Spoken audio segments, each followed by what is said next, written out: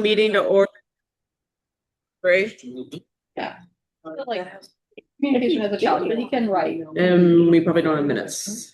Nope, probably not. Right. You do a better job to get that. I know, I think that was on me to do, and I sidetracked. Well, I was on, I think I was just taking from scratch. I can't remember. Comment, seeing no public, we'll skip over that, and vision statement review.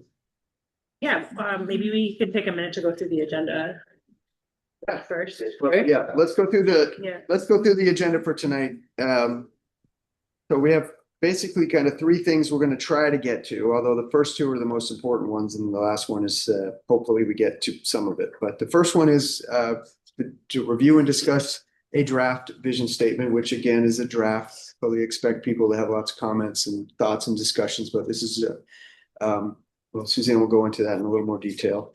Then we're going to think about sort of big picture transition from, vision to how does the vision start to translate into future land use thinking, and then also into kind of the goals and strategies. So we thought we'd spend a little bit of time looking at the purpose and objectives of the future land use plan and the zoning map, and then really have a little more discussion about some thoughts on the villages as we've started to talk about that a little bit. And it kind of seems like an interesting foundation for some of the other discussions that we're going to have. And then we forwarded on the existing economics section, which is what we talked about last time as being sort of the first, topic area that we want to dive into. So hopefully we'll get into most of those things. We don't want to shortchange the vision statement conversation. So that will probably be the priority, and then we'll go into the other ones. Does that sound good? Yep. Great. So let's get started. Vision statement. Yeah, and do you want me to join via the Zoom? I just logged it under your profile, so I'm sorry. Connect it to the calendar. Yep. Okay, I'm gonna stand up. First of all, Happy New Year. I hope everybody is surviving.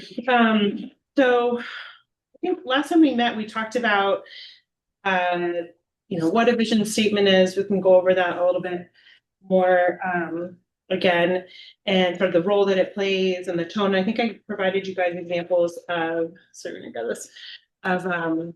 Belfast, Carabasset Valley, and like a lot of the things we're doing, there's no one set way of approaching this, and it really needs to be something that comes from each individual community. So we talked about, and we also brainstormed again, like some of the things we heard coming out of the public open house, and then also the survey, right? Because there was that one question in particular that was like, what do you hope the town will be like in the future? So one of the things that we did is took all of the things that we discussed in our last meeting about the vision for the future and the things that we heard at the meeting, and then took all of that response that we got in the survey and summarized it down into this draft statement.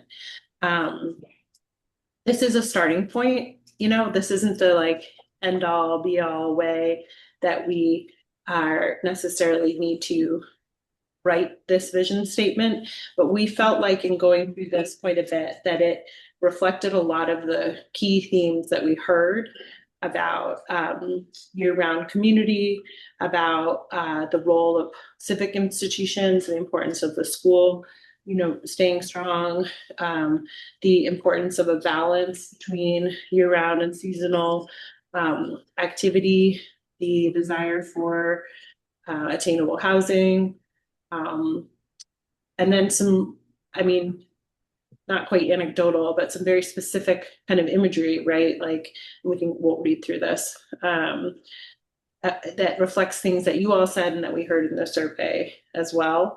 So one of the things that we were laughing today, because I used to be a high school teacher, so I suggested, I was like, no, we could have everybody go around and read a section aloud.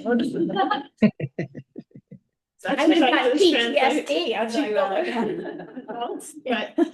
but so we thought, acknowledging that we're grown-ups, we could take a few minutes. I don't expect that you guys all read this necessarily, since we sent it out this afternoon, but take a few minutes to read this over individually and, highlight things that stand out to you.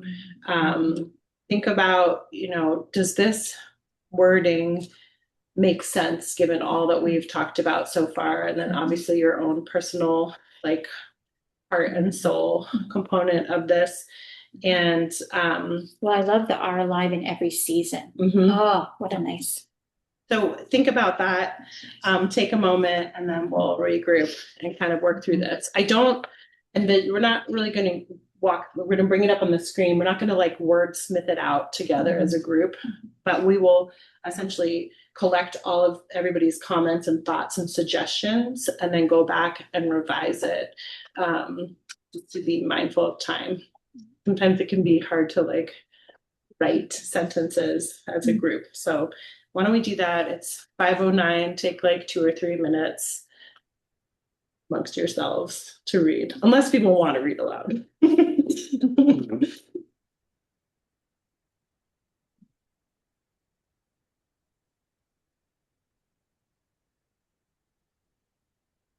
think it looks very swell.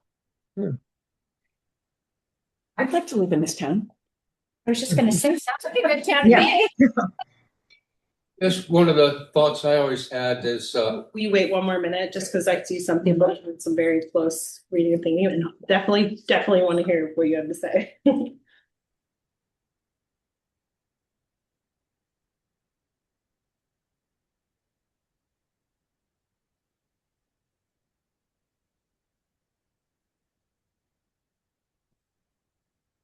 Figured it out.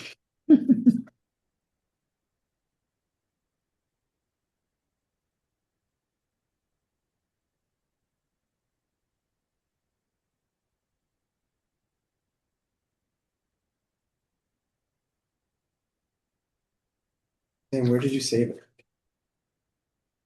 Their new policy work. Okay, And then there should be, not the Yeah. tab that said fishing but stick. there's a bunch of, I'm like going against my own, someone.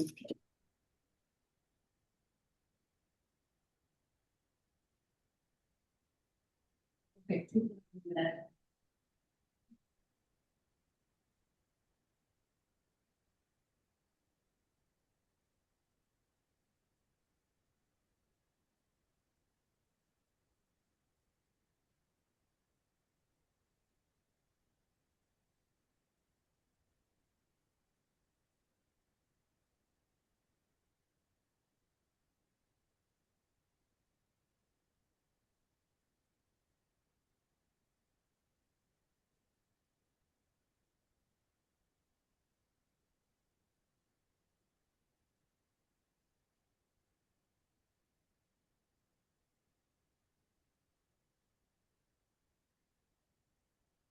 Okay.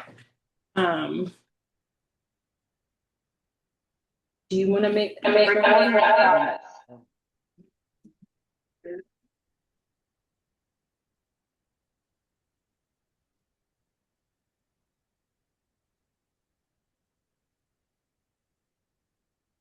Yeah, does that work?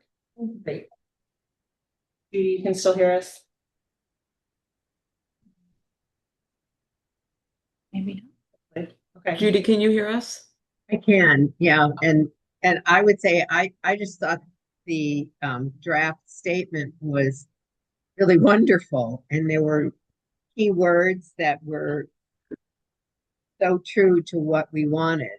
Um, Especially like, in the last thing that moving thoughtfully into the future, preserving the character, villages, and natural beauty that makes Mount Desert unique, while adapting to change with care, balance, and intention. I just thought it was really good.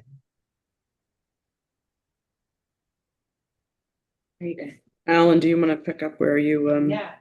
one of the big things that it'd be nice to see is something about the mountains, the ocean. I don't know if we need to put in the accessibility of both. It's kind of, not all communities have water access the way we do. with the ocean and our lakes and ponds. But they are all quite accessible. Okay, great. And we have supposedly 5 harbors, but only 4 of them we can use at low tide. And that's quite unique in a community. Of course, we have Northeast, Stomesville, Bartlett's at Pretty Marsh, Seal Harbor, and Otter Creek. Otter Creek is a little iffy. But that's for a small community to have that much is quite a treasure. So I don't know if that needs to be in a mission statement itself. something about valuing the accessibility or the uniqueness of having so much access. Is that sort of what you mean? Yep, I guess so. Well, nowhere in this does it mention that we're an island community. Yes. I mean, yes, we're a bridged island, but still, That also makes us special.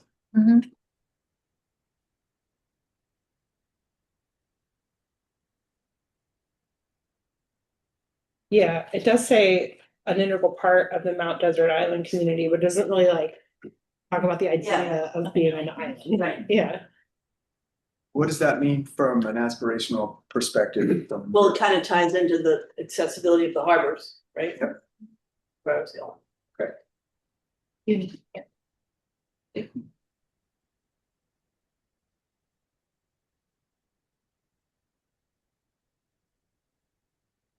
I had a question just on the formatting. But I was expecting a vision and values to be separate, and they're kind of mixed together. Some of our vision is what we value.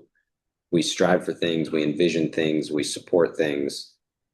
Some of those exist, and some of those are things that we want. And it just seems like it'd be better if we split those into these are the things we value, and these are the things we hope to obtain. Because there's some mixed in other, in other places, and it might get redundant, I guess, is the risk. Is like we have a great school and we want also a great school. Like that would be kind of weird to say it twice, but or maybe our vision for the future is the things that we don't have. that's really interesting. I was just gonna say, like, I have never seen that before, but again, there's like no fixed rules. So I think that's a really neat idea. Like, what do people think about that? It draws more attention to the values. Do you imagine it as like a list? Well, I was trying to put it in paragraph form, and I ended up basically flow charting it. What do we want? More year-round population. How do we get an economy? How do we get an economy? We open opportunities. Like, how do we open opportunities? That's policy changes. So it was I wonder if that fits into the goal objective, right. Yeah. All of that. So it's Because just you can spell it out in a very specific exactly. way. You can get very specific Yeah. there, but I was thinking for the vision, it should have the seeds of those goals in it, Definitely. right? Yeah, and we brought this, we were talking about how we always throw these like impromptu diagrams at you guys, but we're talking about how, can you see that? Okay, how we sort of nest this, and I don't know, Judy, if you can see it. Kind of like a funnel. I mean, your vision is this sort of broad concept that everything is really supposed to fit under and then point back, right? And so logically, like I think what you're describing is like a logic, right? That Yeah. they should all logically relate to the one above. And the vision is sort of like that all-encompassing framing. And then it all sort of flows into the future land use. Yeah, and to add to all this discussions, I think it's a really interesting way to think about it. First off, so I'd be curious to hear what others think, but I don't think you need to also say, it's not necessarily what you, just to try to react to your other thought, is it doesn't necessarily need to be like what you hope the community is in a different way. Like if you are envisioning things that are like, say everything is great here, we want it to stay the same, like that's a perfectly acceptable vision. Yeah. I think you want to be aspirational in your framing, but that doesn't mean you're not in that aspiration sort of reflecting the great things like, about, accessible, it's our community continues to be accessible to the oceans and the lakes or something like that. But so I'm just making stuff up right now, but that's so you don't need to constrain yourself by saying like we have to think about something that's a change. Only think about policy. So that's Today. And I will also add I think I'm really curious about this conversation because I think in other ways that we have thought about this as well is that there's sometimes thinking about them in terms of like guiding principles. And so those might be some of the values that we pull out of a vision statement that's a little more narrative format. And that are really those things that and we can think about guiding principles in a lot of different ways, but like maybe a framing of what you're talking about gets pulled out of what we're talking about. And then we can, highlight them somehow graphically that just says like, think about, these are the things that come out of that. Or we could even highlight some of those values in the narrative so that the words stand out more. It's just another way to think about it. But I mean, this is, again, I think what we want to make sure is we're capturing all of the stuff that you're talking about, either in this format or some other format. Yeah. This discussion. Yeah. At the end of the day, right, like we need to make sure all the right ideas are in there and then we can format it differently, if that makes sense. It helps people really understand. Guiding principles be something like values, things that we value. Could be. Yeah, like in Belfast, I'm trying to think what they were. It was something like community health was one of them. Yep. And Yeah, I should remember, but it's like a blur. Yeah. We're sort of at the end of our Carabasset Valley work, and they like connectedness is like a big theme. They're more like themes there. So they have a big trail network, and then their future land use plan, because they have no like one village or village center. They're talking about how do you invest in a couple of these different places that exist there to create more opportunities for connection in their community. So they have like a town office and a park and a pool in one area, but then they have this like, have you guys been there? So there's the anti-gravity center complex is a big deal where the grocery store is and the library. They have like a couple different sort of like quasi-civic areas. So anyway, so those are like themes or sort of one word ideas that are not exactly like maybe what you're getting at, Vince, in terms of like values. Yeah. I like that idea. Let's keep thinking about that as we go through more. So what do you guys think about the way it talks about sort of economy and tourism? We had a big discussion amongst ourselves about, people often use the word balance in these discussions. Here it says right size. I underlined an economy that serves residents first as a top priority. Yeah, I think so. We were both like, is that too aggressive or like assertive or okay to say that? I want to know, is it limiting? Yeah. Like if you're attracting businesses and you're like, well, you've got 200 customers and that's it. Right. Like serve these people first. Yeah. It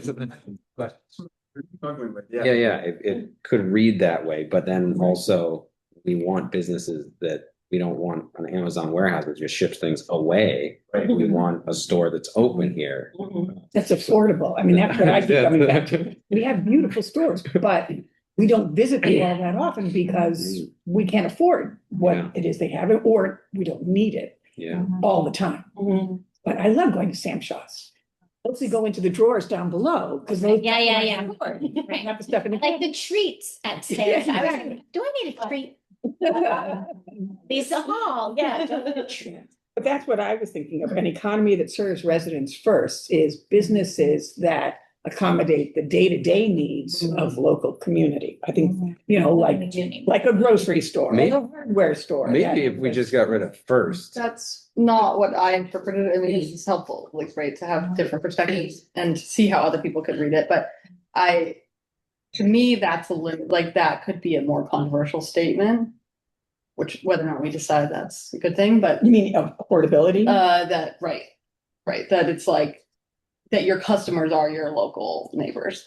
But as opposed to we know there's so much other revenue, but to me, the statement that our economy serves, I'm looking at it on my screen too, so serve residents first isn't about the businesses specifically serving residents, it's about the overall economy, and that seems like irrefutable, like, and I don't know what if the first moving, I like the first because it feels really strong. It does do it, yeah. Yeah, if you think But about to it. me, just if as- I argue it that way, like, there's nothing wrong with this. This is like the broader health of the economy is what we want. So, and that benefits everyone, but we want to say the central, criteria is whether or not it benefits the locals. Or Yeah, it's Is interesting, locals the right because word? I think we all read You're right. the economy as stores and marketplace, and you're saying, no, it's just Yeah.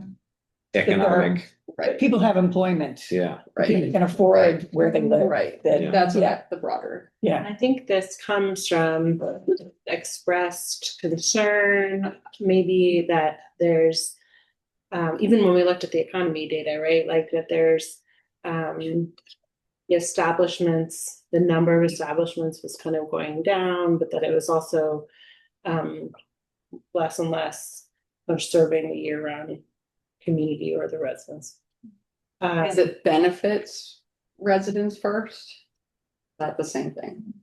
So do you guys like the word first? I also wrote down a note, should it say residents' day-to-day needs, which is sort of what you were describing, Kathy, is that to, The first is a rough word for me. I don't know. Like you said, does that mean, okay, 200 people that live in the town, they come first, everyone else is behind? I know, I didn't think of it until, I don't know. But if we don't But think I of do it, understand that also, yeah, if we don't think of it as stores that we shop at and Right. like, it's the whole economy should serve it because it's ours. Right. I think the context of when we were discussing it too is really, again, it is one of the paragraphs that we're like, wow, this does need a little more. Could you say community first instead of resident? I mean, because we have a summer community too. We have people, that are snowbirds and then they come back. Yeah. Instead of the. It does beg like, and who's second? Yeah, I know. I'm like, if I was someone not, reading this, I'm like, oh. what's sort of implying too that like, I know. that the economy is not serving, it's serving visitors. Right. As you look at it in the reverse. Well, the context again was back to like thinking more about, I think comments that we had heard or gotten from the survey about maybe even over tourism concerns and those kinds of things. So is tourism like overshadowing, is the tourism economy not serving the community? So then we can get into a lot bigger of discussion about how do we recognize that tourism is important and it's part of our overall economy, and how do we make tourism, how do we help make sure tourism is a sustainable part of our economy and not an extractive part of our economy? But I'm not sure this exactly captured that, but I think the context is the way you're framing it, which is we're talking about the economy serving the residents rather than like individual businesses being like only residents. I had lunch today at the community cafe and sat with a group of people who didn't necessarily know each other, et cetera, but they've all been here for decades, 40, 50 years, and really commented on this. It's like, this town is not the same. We see every house getting sold to seasonal use only. We don't have neighbors anymore. The traffic is terrible. I'm thinking of moving to Lemoyne, that kind of thing. And I think it speaks to this of who's the economy serving. I wonder if we could put in somewhere The town of Mount Desert, which includes Northeast Harbor, Seal Harbor, Soamesville, Hulkord, Pretty Marsh, and Otter Creek. If we could throw those names in there. How about Sound? Generally, Village. The Sound, Sound Village. naming the village. Hill. Is that Could be fulfilled in Yeah. the document All just on the wall. before? Say it again. Is like a list of the villages. They are each their own little spot Personality. too. Absolutely. So, Is it in the document? Chloe? it's not this comes really early on in the comprehensive plan, like final product, the vision statement. So I want to say like, no, it wouldn't be spelled out. And I think maybe the question is like, does it make sense to specifically call out villages in the vision statement? That maybe that's the question for discussion. Yeah. But it is unique in a way. I mean, Yeah, and one of the next things we're gonna do after this conversation is sort of transition into talking about Okay. how the villages are like a really important framework for this Mhm. discussion. So, sorry, just because I think I want to build on what you're going to say. I think if in the outline of the comprehensive plan, there could very well be an introductory paragraph or two that basically says, here's the comprehensive plan of the town of Mount Desert, and it includes the villages of blah, blah, blah. Yes. Yeah, I like that. Cover page. Or a could visual. go with A map. Unless it's, like that, yeah. unless it's not like forced into a vision statement, you know what I'm saying? So I think it's really important because Put it in the because right it place. builds on, Yep. as Suzanne was saying, like I think one of the interesting questions that we'd want to ask you guys is like, we hear a lot about like how, the villages are such an important part of the identity of this community. And when you look around, like there's a lot of, when you look at the maps, like there's really interesting things to think about the villages that are not the same as other towns on MDI or other places that you go and visit and live in or we work in. And it could be a really interesting organizational principle to think about, okay, here's townwide stuff, but then we also have to think about how these townwide things are going to be applied more to the villages. And I think hopefully we'll get to that. And it may pan out and it may not pan out, but I think it's a really interesting thing I'd like to put a pin in, but we could address it in a couple of different ways. We'll have to figure out how it Just thinking about people who are not familiar with the area. Sure. They may think, Northeast Harbor is just Northeast Harbor. They think Yeah. it's a town. Yeah. They don't actually know, as someone who moved here recently. I didn't think that It has its own post office, but Yeah. make it a town. someone I might be married to is often confused about what's a Yeah. village and what's a town. You're in Pretty Marsh, for example, it's hard to feel like Yeah. Connection to there's Northeast right, Harbor. and I think there are plenty, probably people who don't really have that association.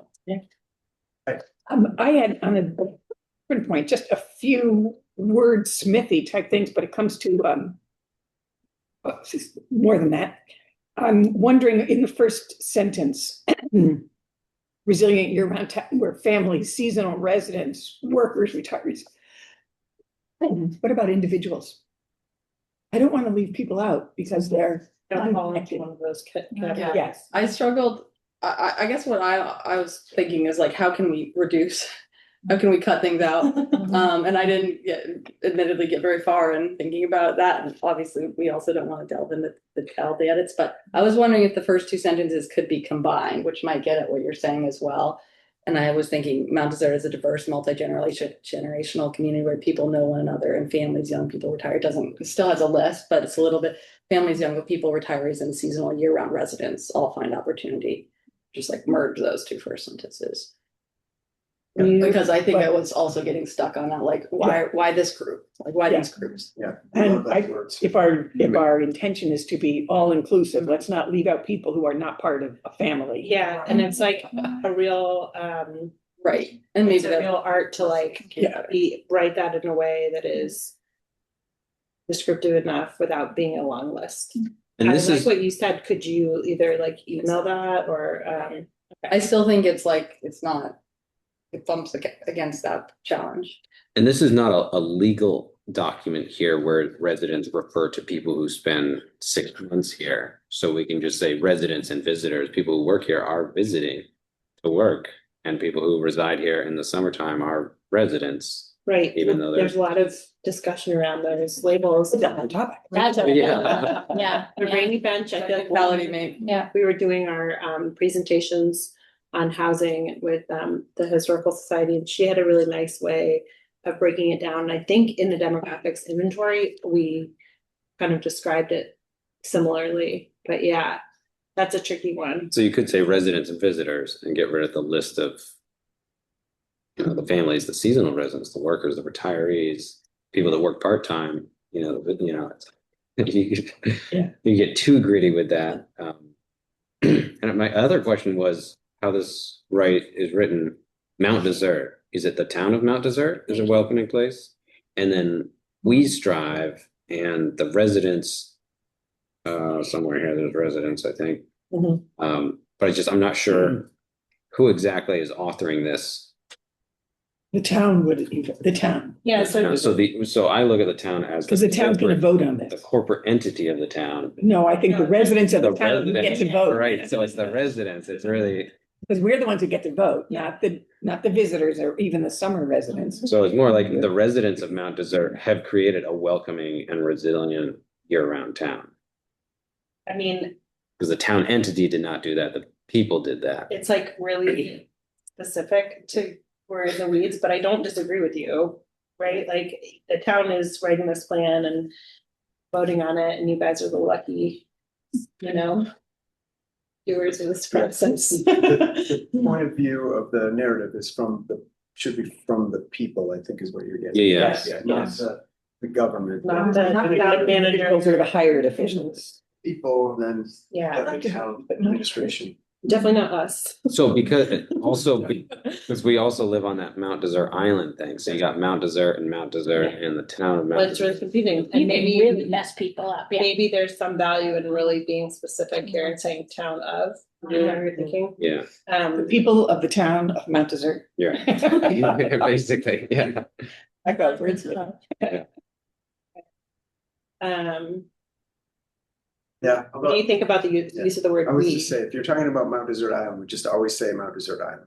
Yeah. Yeah, and you're talking about the town of Mount Desert, you just say Say Mount Desert. Yeah. But you guys are residents of the town of Mount Desert. I'm only Visiting. That's right. Or Mount Ice Cream, Is that?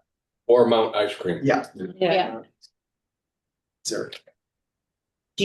What's your reaction to use the word we? Does that fit with you? I think we is great as long as we establish who the we is. So it seems like early on we need to say the residents. Say we, the residents of Mount Desert, the top, and then, I'm kidding.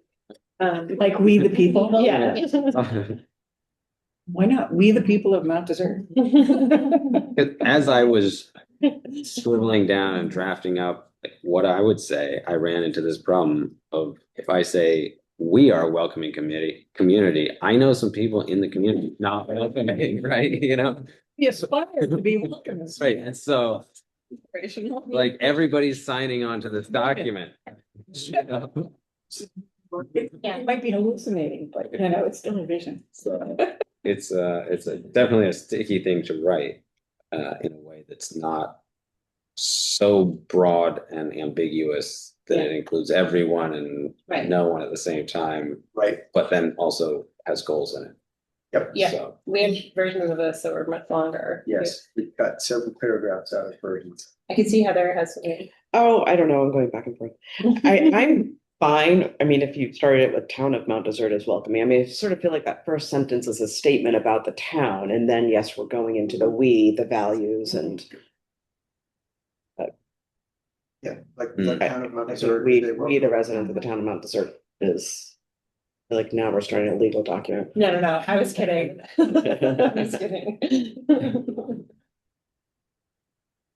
Thinking on words, the word accessible housing. I wonder if, just call it what it is, either affordable or the term that's been more in vogue lately is attainable. But accessible, many people might read that as ramps to get to a That's what I'm door. thinking, handicap, or Handicap That's- accessibility. yeah. But I think what we're talking about here is that they are affordable and there is such a range of connotations that come with that people are using attainable more often. Who's to say what's affordable? So, Nothing- I mean, nothing is that's what I'm affordable. saying, so maybe just attainable a little bit more, yeah.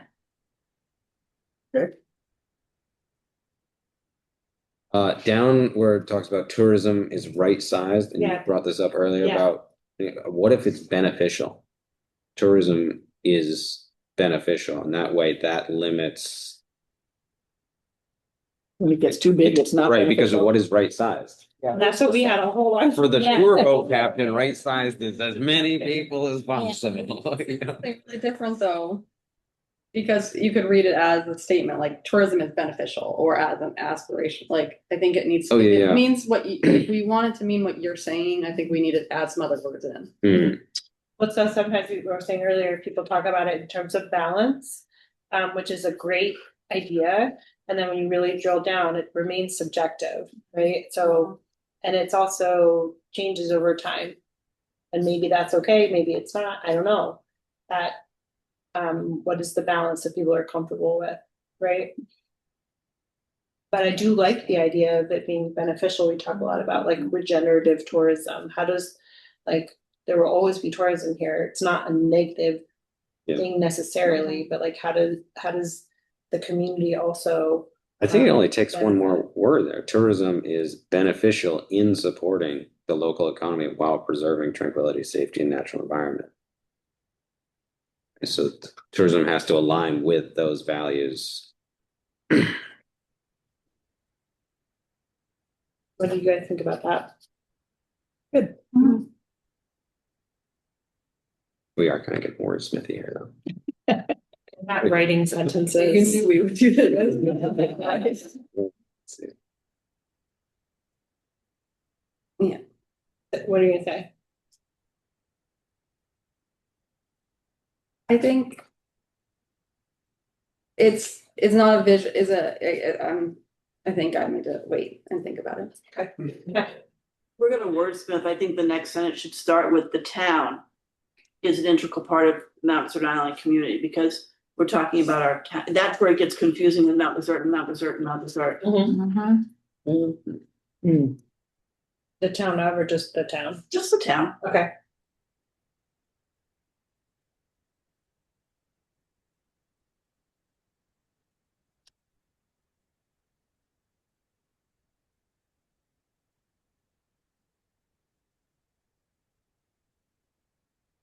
Later on in that sentence, I was thinking collaboration with our neighboring towns to address housing, transportation, economic vitality, and environmental stewardship.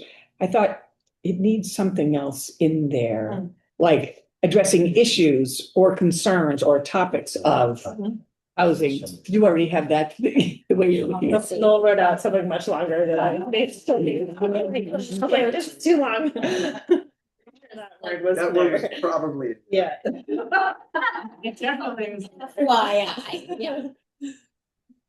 It's the same kinds of schools, I guess, English teachers, all the same. Well, it's a really, like, it is such a hard, you wanna get them, all those words right, having too many, but I like that, that's good. And, I made a note for myself here. Tourism is not summer residence. They're very Different. different. Oh, yeah. And it presents different kinds of challenges. And I'm wondering if we should somehow get that in here, because our economy does depend on summer residents to a great degree. Right, yeah. But we are going, But for they're many not- people, we're past the tipping point. Yeah. And so I think we have to acknowledge the important role they play, but finding the balance is critical. Would you say tourism and summer visitors? You want to limit them to just July and August? Yes, I do, but. But do we say that? Or maybe we want more, maybe we want more of those people, more of the year. Right. Mhm. Tourism Yeah. and Summer. other seasonality. Well, I'm just thinking that we refer to seasonal residents in that first sentence, which we know we're gonna change. And we talk about tourism, it's supporting the local economy. But I think it might be important to to give greater weight to the value of summer residence. Acknowledge their importance. Exactly. Yeah. But somehow also find a way to temper the impact of summer residence on the year-round community. That's all.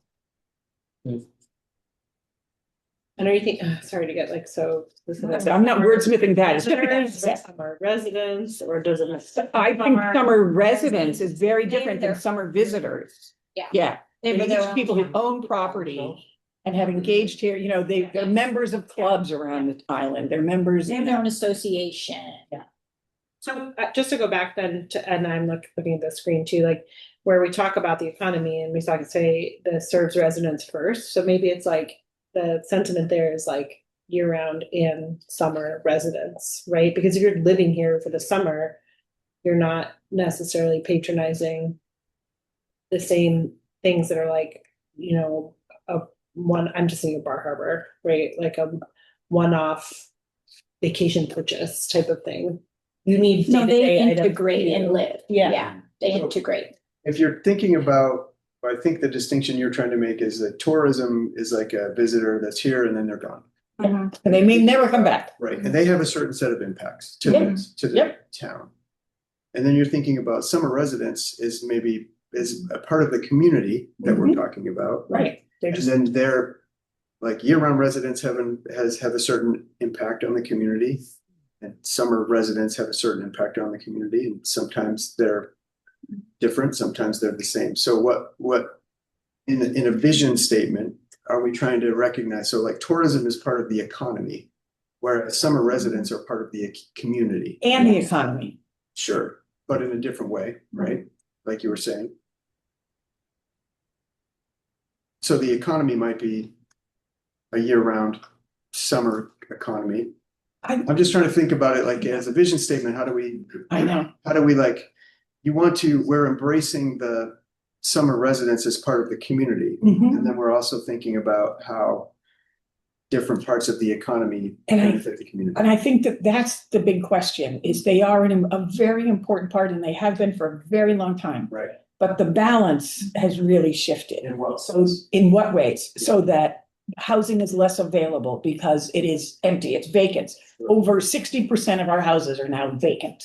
That's a huge impact on year-round residents. But would you say we have more summer residents or we have more visitors?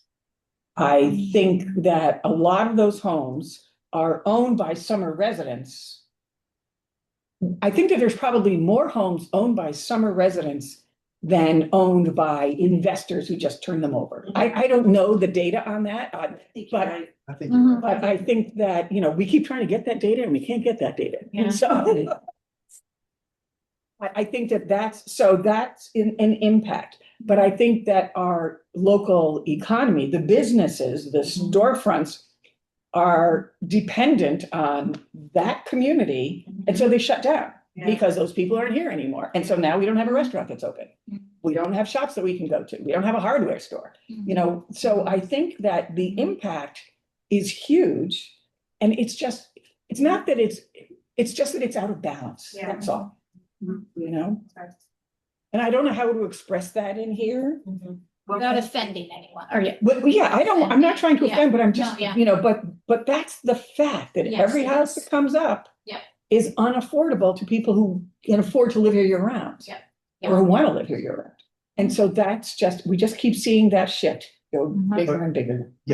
That's just trying to, because I think this is a really interesting Mhm. distinction. So, but I think we're trying to support.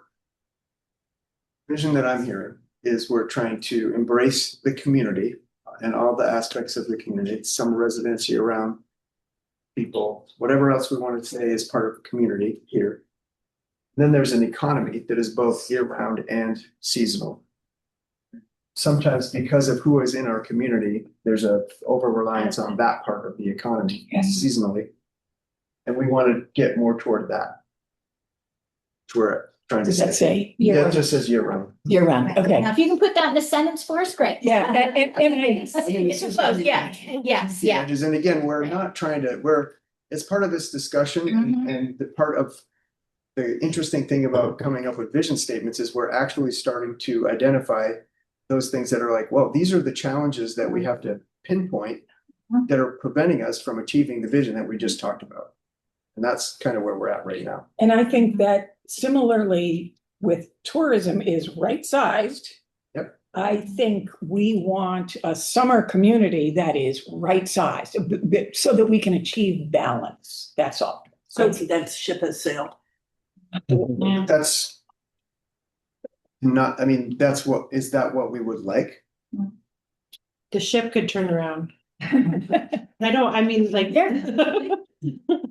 like part of this is It's aspirational. It is asking. even if we feel like all of us lost, which hopefully we don't. You know, Yeah, but to your point, Katrina, we could use language that isn't like so aspirational as to be unrealistic. Okay, that would be better. That's what I'm We saying. could use it, we could like take the aspiration and try to frame it in a way that's a little more like Realistic. it's not necessarily like the idea of the balance isn't necessarily like a 50-50 split or something. No, like I that, know. right? But one thing we could do here where it says tourism is right sized, and my note is to say tourism is beneficial in supporting. I mean, we can add something there about being better in balance, or some, interjecting that word balance in there, in that part. I was wondering about something, it doesn't fit quite in the sentence that's there, but that both seasonal residents and other residents need to be supported by the economy in a way that is mutually beneficial.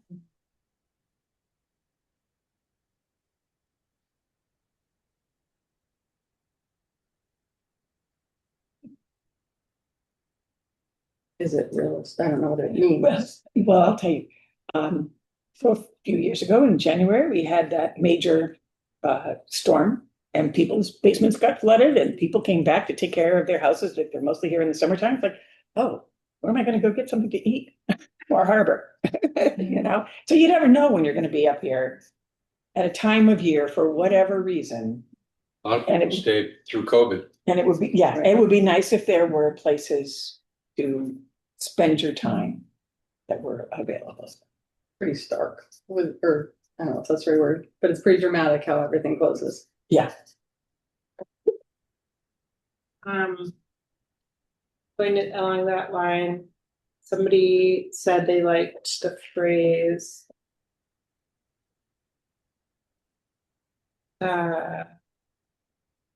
community where neighborhoods are alive in every season.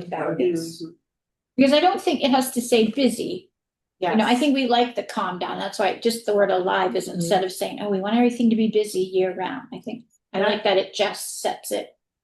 That can pull out. Nice. Just alive. It doesn't have to say busy, crazy busy, but just alive is nice. Okay, great. And to me, that sort of speaks to the idea that there's lights on, people are. Yeah, that's, yes. Isn't it, Noel, don't you use the trick or treat or the Christmas tree? Yeah, it's my analogy? my trick or treat, my Halloween test. Yeah. That's an alive neighborhood. Yes. Yeah. Yeah. Okay. Going back to the tourist seasonal resident population, we have a huge seasonal population change, which can incorporate both those groups. And we can single them out later if necessary. But it would just be a way to, our seasonal population changes need to support our local economy and preserve tranquility and safety in that way. Yeah, because it's not just summer residents anymore. There's workers, there's season, Yeah.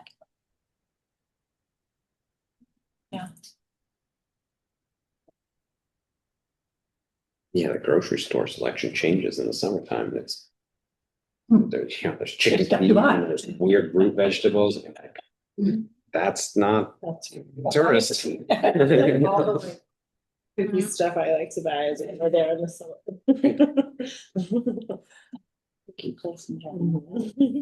Right, any more thoughts on the vision statement? It's not the last go at We it. didn't really get to your larger question, which is organizationally.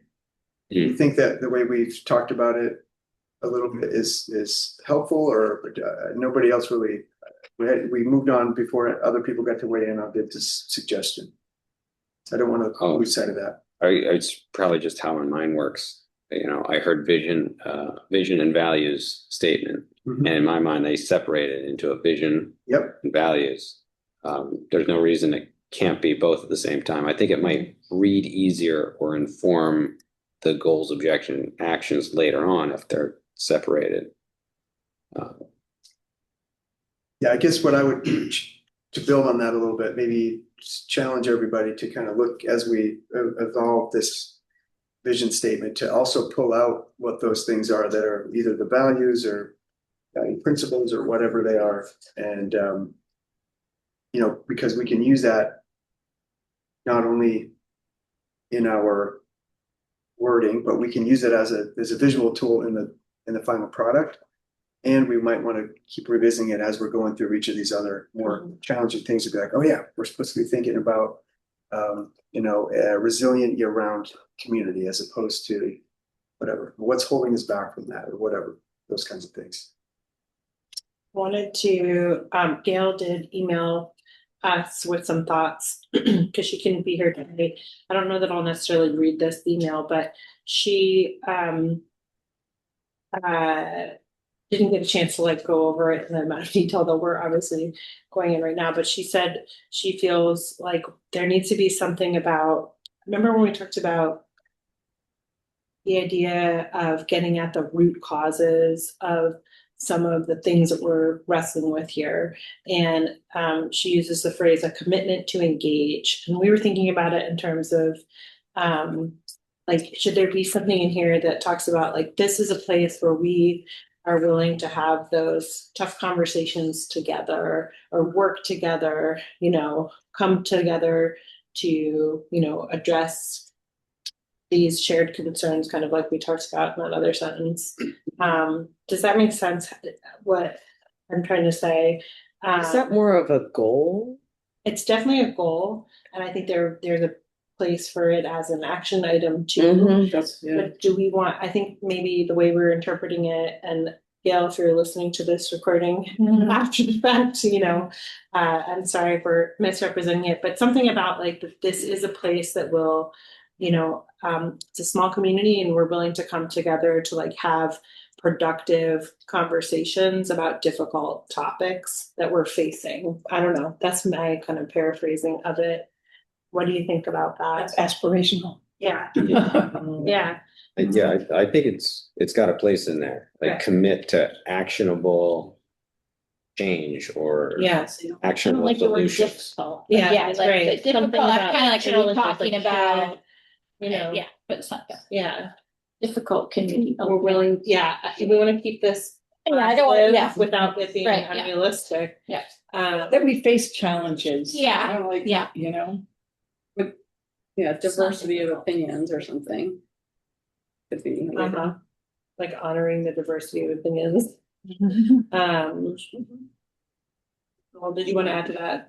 I think I have a different copy of this and I wrote it down somewhere else. And that's the, you know, getting back, Gail's brought this up before, and it's a really interesting part to put it there. Like we want to have a goal or even an action where you're like, let's, you know, one of the things that we are going to do coming out of this plan is to have conversations with the community about the things that are actually holding us back from doing the things that we think we want to do. But to frame it and integrate it into this vision statement as part, like this is part of who we are as a community. And I will say, I mean, we've been involved in some stuff, right? Some things. And so, and none of those things have been out of hand in terms of the conversations that we've had, you know, that I've been. You weren't here the night the police came. I was gonna say, you missed the night of the police, yeah. There was one reason for that. Yes. But most of the conversations have been very much like, Mm-hmm. and they're deeply personal conversations sometimes.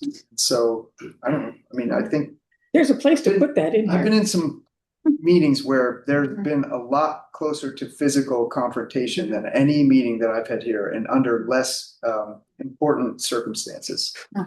So I don't know. I mean, I think there is something to be said for that. And that's not just how you, what I'm getting at is, it's not just aspirational, like there's already a bit of a culture of that. And so we're just building on that. So, You know, we might be able to work that into the sentence, again, not words, but think about it.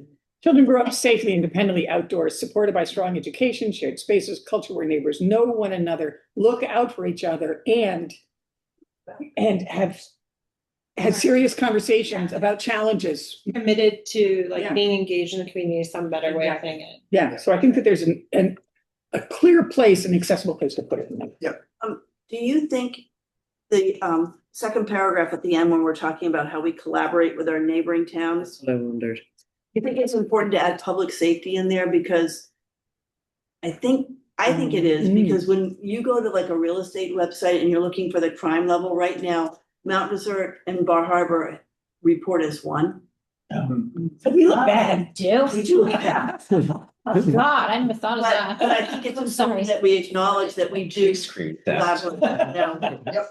I think you should add that in. Yeah, that's just a little seed to recognize that as we're sort of, that we've had a lot of these conversations, but recognize your place in the region as an important part of the overall community. And our economy is tied to a lot of different things, not just here. Like the jobs aren't just here, the opportunities aren't just here, but I think it's important to put all that, yeah. And where you're thinking about and innovating, conversations like public safety that are important for the future, so. Can you repeat that for the typer? If you could just add public safety. Okay, as one of those listed. Housing, One of the things we transportation. Collaborate with. Wasn't someone stabbed in Bar Harbor last night or something? Last night? Oh, the domestic. There's something happened in Bar Harbor last night. I would just keep that 10 miles over there, or 3 or 4 miles, yeah. Or it is the same town though. I never thought of that. Right. Anything else?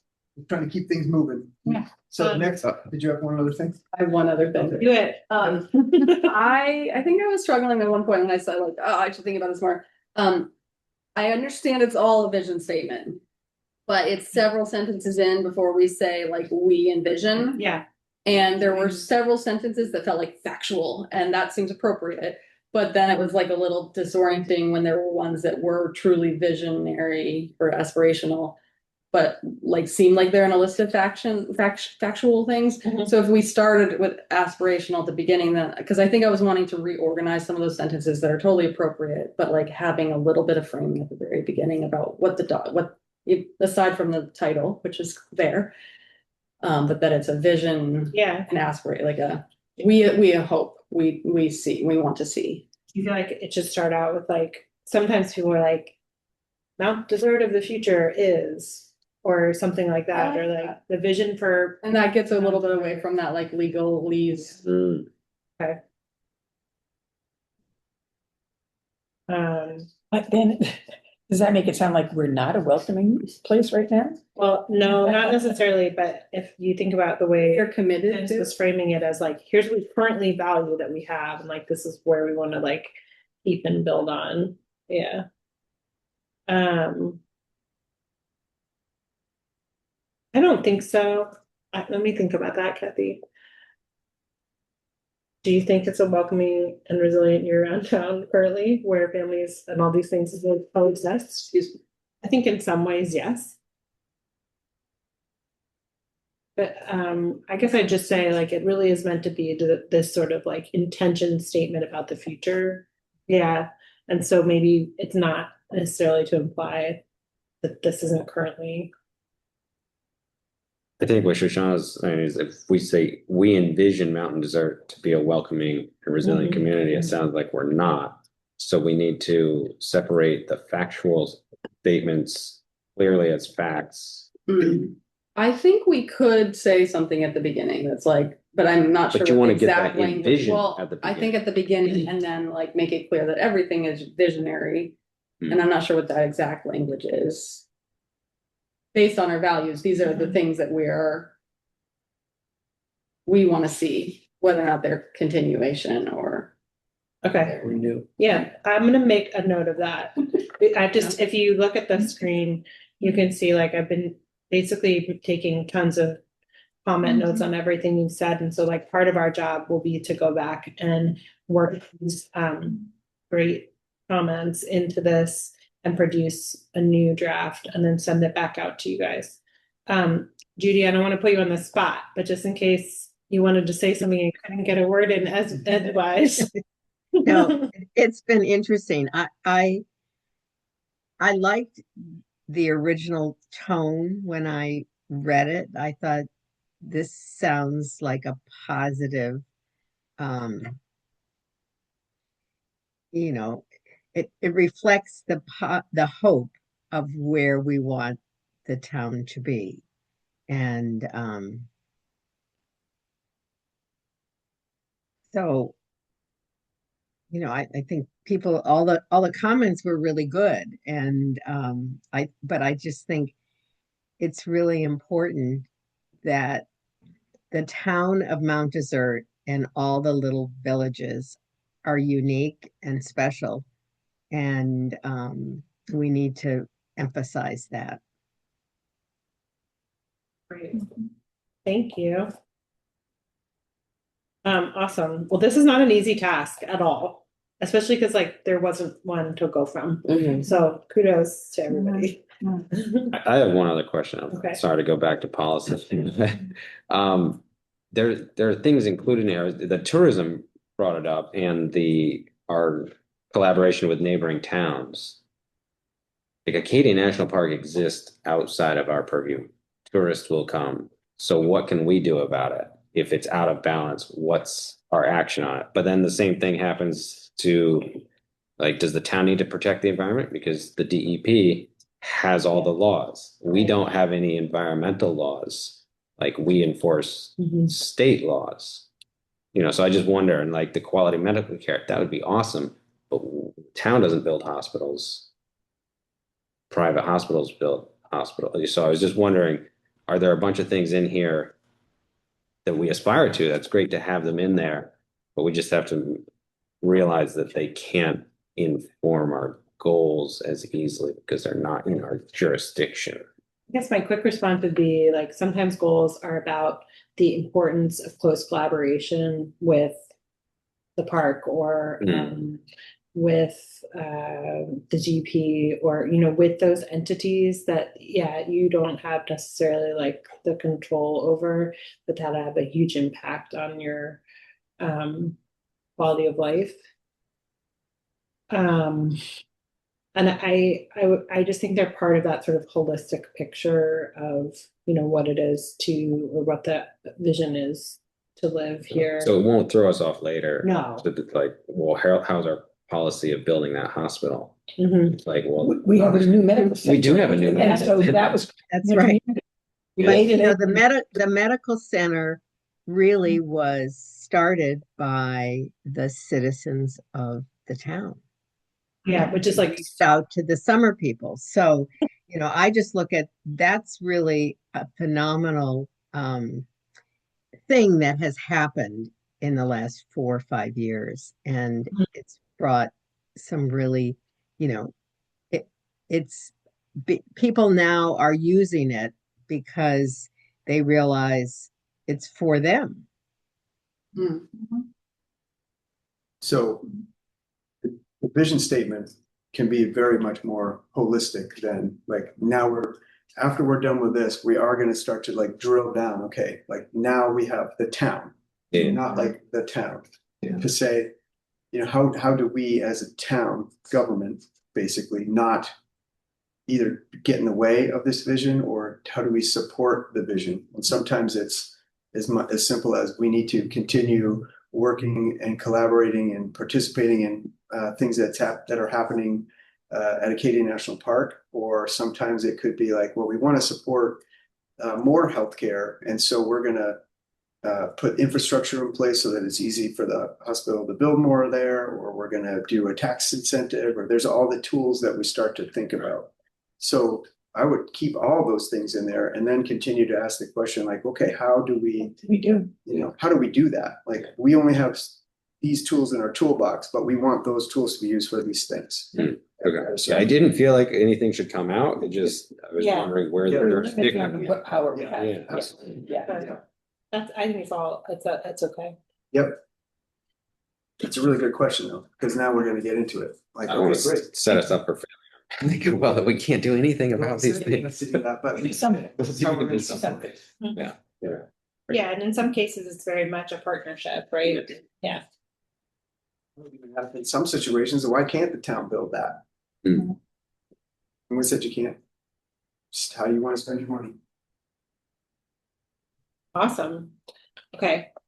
I'm gonna hit save for the. All right, to get back to this, I think the next step on this one will be us making some tweaks, and then we'll try to wrap it up maybe next time around. Does that work? Yeah. Yeah. So, we're back into this sort of like flip-flopping situation where we're trying to make progress on a couple of different fronts. And so we'll be jumping back and forth, but at some point we're gonna have to like put that one out and just be like, great, we've done the best we can, and we're gonna shop it to the community at some point. Yeah, because we'll wordsmith this one to death, but we just want to make it good. Perfect. All right. So I think the next thing we were going to transition to is moving into just thinking about, big picture future land use stuff. So making a bit of a transition to starting to understand how we take this vision that we just talked about. And then there are real world applications geographically sometimes on this. So we're gonna, as we're going through all of these different sections, I think we brought this up earlier, but I think it's gonna be really helpful to have the zoning map up and to have I'm gonna call it your existing future land use map up. It's a good tongue twister. So that we can then just sort of like start to write down like, oh yeah, we're thinking about this kind of thing, and maybe we want to make sure that it applies here. We're going to be working on another version of your existing future land use map because this one's a little clunky and needs to be kind of like polished up a little bit. But just to give you a bit of a framework, if you haven't actually spent time with this yet, your current future land use map is organized in a couple of different ways, but the reds and the oranges that you see on this map here, these are like your village areas.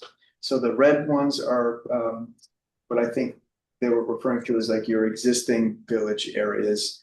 And then the orange blobs are extended village areas. And so if you were to, the comprehensive plan rules actually require you to have a growth area and rural areas. And then you also have to overlay on top of a map your natural resource constraints and stuff. And some towns also do like transitional areas. So we can think about all those different things. Why it's important to start to think about that is because actually it's even more important now because new state laws actually have real implications on what happens in a growth area, particularly growth areas that have water and sewer. And like you're now required to have 5,000 square foot minimum lot sizes in growth areas with water and sewer. There's a lot of density changes that are happening statewide. Is that 5,000 bigger or smaller than what it used to be? It's smaller than what it used to be. Okay. Yep. And some areas like here, like downtown, we actually have smaller lot sizes, but like in other areas, like, I don't know, 5,000 square feet in a growth area is going to be a big change. We just want to think about it. Because it increases density potentially. Yeah. Okay. And so, we're still trying to figure out like terminology wise, and that it shouldn't really change the thinking about like, okay, well, maybe this area is a growth area in the context that we're thinking about it, but we want it to be like tighter because we're thinking about it in the context of state laws. But we also think that the areas around it might be appropriate for growth. We just might not call them that. That makes sense? Yeah, I think so. Do you want, like draw a line on there or we'll come back with another? I think we can come back to that. So I think what Noel was saying is one of the major products also in this plan that we'll create and you guys will revise is this future land use map. And it could be that this growth area grows. It could be that it shrinks, shifts. It's really all about the discussions that we have. And we want to keep this map with us when we go through these policy discussions to connect the dots between the vision statements, like these ideas that we just talked about, and sort of the where. And we're going to revise this, the Musson group, just to make it more readable, not change it. We're going to make another version that's a little bit easier to read, is kind of what we're saying. And then the committee will go through the process of like revising it. So I would consider like what Suzanne was suggesting is like that black line is really your growth, is the growth area of your current, one of the growth areas in your current plan. Basically, any place where it's purple, red, or orange Yep. is included in the But existing if we plans. call it a growth area, then the state says now 5,000 Well, yeah, there's square foot new minimum lot size. highly prescriptive legislation about what it means when you say growth You area. can call it a future opportunity zone, but not a growth. Yeah, you really, Yeah. Yeah, okay. Like and you can identify it in your map as being a place where you have like, you know, specific things in mind, but not call it a growth area, right? Yeah. My observation working with a bunch of different towns is like the growth areas don't significantly change a ton. We're tweaking the edges more than like saying, oh my God, this is a new growth area, you know, although that does happen. So I think it's important to just keep in mind, like, you know, as we're thinking about it, like this is what the current plan says is where your growth should occur, and these are more rural areas. That's not to say that growth isn't going to occur everywhere. It's the kind of growth that we're talking about. And in comp plan terms, growth areas are really those areas where the municipality is supposed to make more investments in infrastructure and water and sewer and roads and those kinds of things, rather than having random roads out of an area where you said you don't want it to be as developed. Yeah, That's really- it's like it's rooted in sort of reduction of sprawl. Yeah. For environmental reasons, but also like kind of community building reasons too. Right. And then how that works is that sets up the zoning map. So this is the precursor to that. And this map, you know, in a lot of places, like you'll see sort of reflections of the zoning, you know, in a future land use map into the zoning. But we're not going to get into, in a growth area map, in a future land use map, you wouldn't get into gradations of like zoning like you would, you know, down here where you have like a residential 1 district that's 10,000 square feet and all that stuff. That comes at a later time. And so what we're going to want to do eventually is think about this and then provide some guidance, or even get into it a little bit to say like, hey, you know, these zoning areas might need to be rethought a little bit, but it would be setting the table for a bigger zoning question. That is where Luso would come in. After this comes that. Right, and that's kind of our amazing program there. You Yeah. all of these kind of discussions around the vision, ideas, the goals, like goals are also aspirational sort of states of being. The objectives are measurable things like we're going to increase this or expand that or whatever. And then the actions are like actual sort of projects the town will undertake. All of that should logically flow into and make sense on the future land use map. So the middle map is what our town has now based on Yeah, the existing comprehensive plan. Right. yeah. What does the green signify? This green? Or No, this that, green is existing conservation. This green is like rural areas. This is the shoreland areas that they're calling, like, I think this is more reflective of what the old, you know, like a shoreland residential zone. So a couple of years ago, the town made some ordinance changes. So the shoreland zoning standards are state mandated standards, and they really only apply to areas within 250 feet. This is way into the weeds. But that's what this kind of reflects, the past zoning that was like shoreland oriented stuff.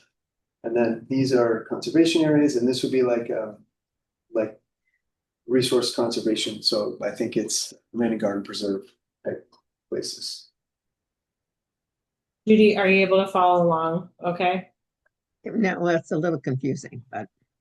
Maybe you're going to put that. if you're sitting in the room. Right, It's confusing now too. I know. Well, Yeah, I put the map up on the Zoom. Hopefully you can see that, but we're just talking about the different colors. We Yeah. tend to, as an approach, we tend to, not all planner consultants do this, but we tend to like keep it pretty binary where there's like the growth area and then the rural area, you know, you give this transitional area option.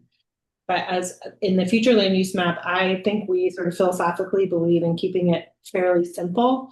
And then really in the zoning that follows and any sort of additional, you know, areas for future study, you can get into more details. We think it's helpful to say like, this is the growth area, and have really more of that kind of line. Are you saying there would be fewer colors, basically? I think so, but it's really up to you guys. And it's not wrong to want to differentiate within there necessarily. And there's no rule per se on creating your own terminology, right? You might say like, this is a village, or some kind of village area. I'm just sort of making it up, right? That isn't necessarily in the growth area. And this is just hypothetical. So let's say you're like, you know what, Otter Creek, this is totally hypothetical. We don't want that to be in the growth area. We're going to still identify it as like an important existing village and a place where we think, you know, some additional housing makes sense, but this is totally hypothetical, but like, we don't want 5,000 square foot lot sizes there or whatever, any additional ones. So like, there's ways to kind of use your own terminology that makes sense to you.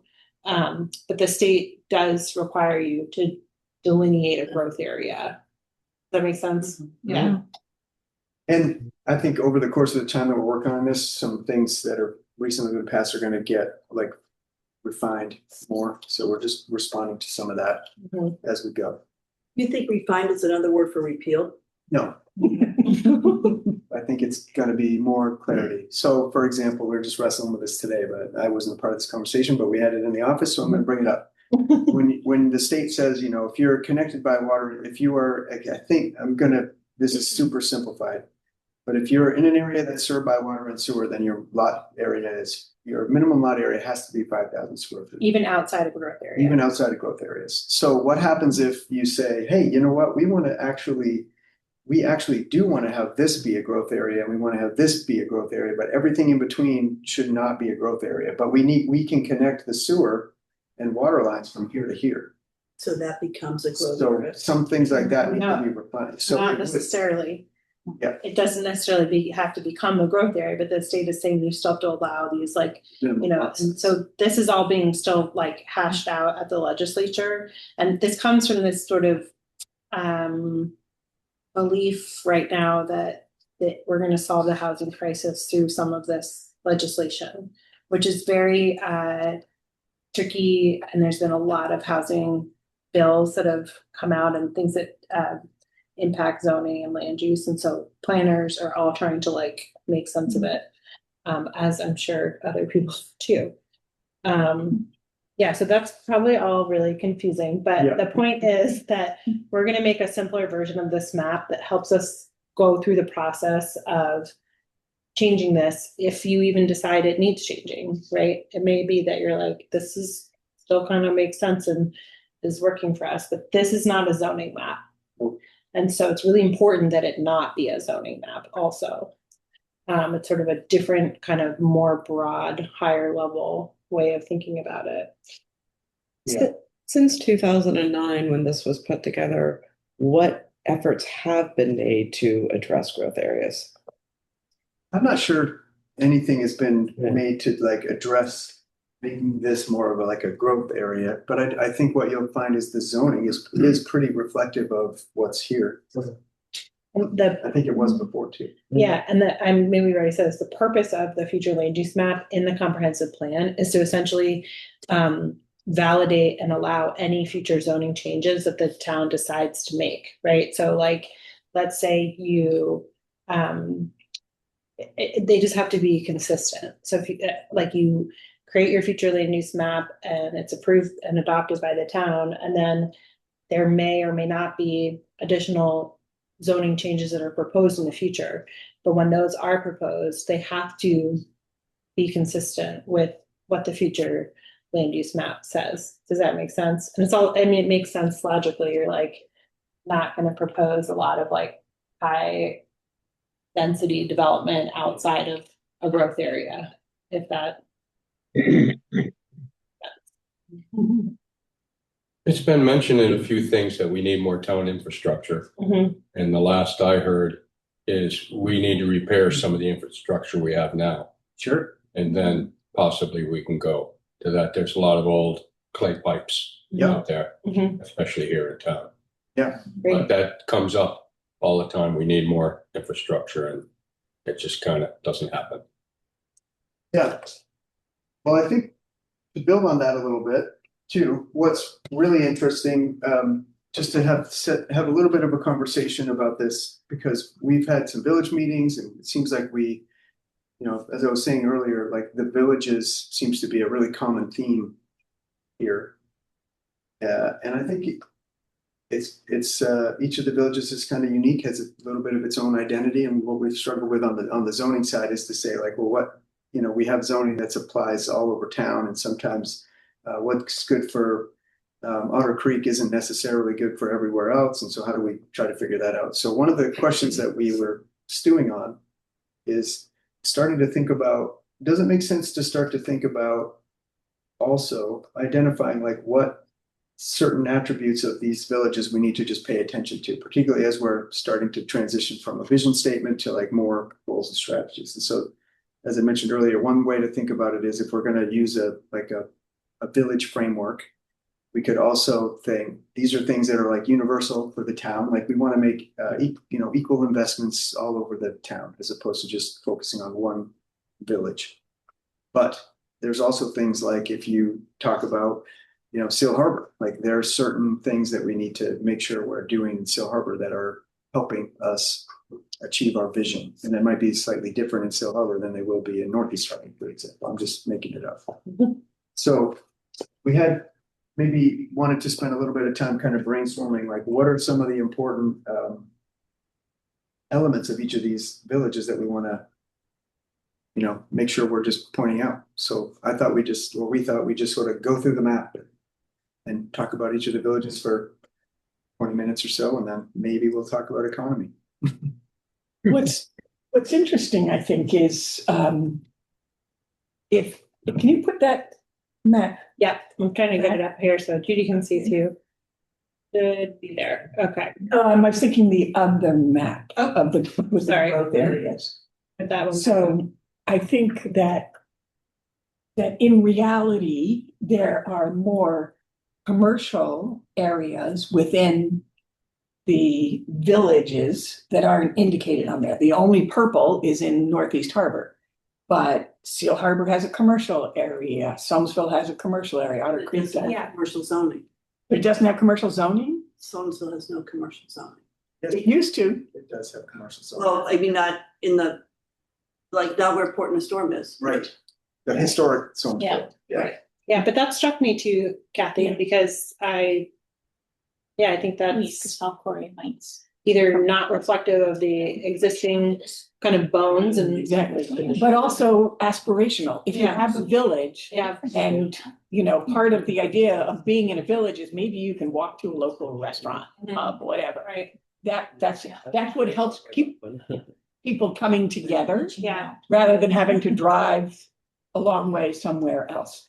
But do we allow that or not allow that? You know, I mean, I think that the lack of commercial stuff in Soamesville is an issue. I know that Pat Foster makes sure she keeps her business there because she does, once it goes away, it's lost. You know, like Higgins Store, that was commercial and then it's lost for all time. It's like, no, wouldn't it be nice to have a restaurant there, you know, or something? So I'm wondering about, you know, and this is aspiration, should villages have a commercial zone where you could have some kind of an establishment, a commercial establishment where people could get together? Well, I would build on that and ask, like, does every village on this map need to be thought that way? Yeah, we wanted to kind of talk about next, look at the as sort of another sort of very high level way of getting at this future land use discussion, and then connecting the dots between the vision and look at the neighbor or the villages map and think about, you know, what are the sort of unique qualities or the, you know, feeling the identity of these individual places. And I know there are others, right, that aren't on this map. There's Beach Hill and Sound Village, but and kind of start to kind of tease apart and differentiate. Because we talk about, one of your great comments in the beginning is the importance of these unique villages being part of the identity of this town. So, So the question is, yeah, we thought we could go through each one, kind of for the rest of our time, depending on how long it takes, and think about that. What are sort of those unique qualities? And then is there some unmet potential, or like, you know, does it need to change? I can imagine in some of these places, that feeling is like, there's not a lot that should change, right? Like it plays a certain role and that's okay. And then in some places there are opportunities to think about it in a different way, or opportunities for some of these ideas to be met. Does that make sense? Okay. Each village has at least one harbor. Coming from Mr. Boat Boy. well, can we just start with a village and then just sort of work our way around until we Yeah. Just go left to right. whatever works. Having talked to a bunch of people in Otter Creek, We'll start with our. we'll right to that. Yeah, they have one street going through their town, which is a state highway, Right. zero commercial opportunity, and really isolated from the rest of the town. And yet there are commercial entities there. Yeah, The grocery store, the store. there are three. Which is seasonal. The laundry, shower. That's a whole different one, but the inn and the restaurant are. Yeah. The That restaurant is is part of the, is it out now? I think they lost that, right? That's Because in, it's been is closed. the restaurant still open? thanks. Didn't they do some, They open for a day. maybe, or they're selling pastries and cheese or something? Yeah, they have to operate for at least a day every year, Oh. and I don't know if they missed it. So can I just to Yeah. move the conversation a little bit, what would be some of the defining features of Otter Creek that we want to make sure that we're paying attention to when we start to think about our vision and our future land use? And they don't have to all necessarily be like positive. They're just like objective. You know what I mean? So you said isolated. Harbor. It's isolated, yeah, Yeah. I did write that down. and it's Surrounded by the park. there's a lot of people who have been there a long time. Degenerate, like it's. Whereas I feel like there's more people that have moved into Seal Harbor or into Northeast Harbor, even Hall Quarry, Soamesville, Pretty Marsh has seen more developed. Otter Creek is constrained. It's very tight, and the people that are there. And That's a town landing. yeah, I'm sorry, Mike isn't here. He was one person from Otter Creek. yeah, He was like, I'm not doing this. he was busy putting in that water. What else? Yeah, I mean, I think it's quiet.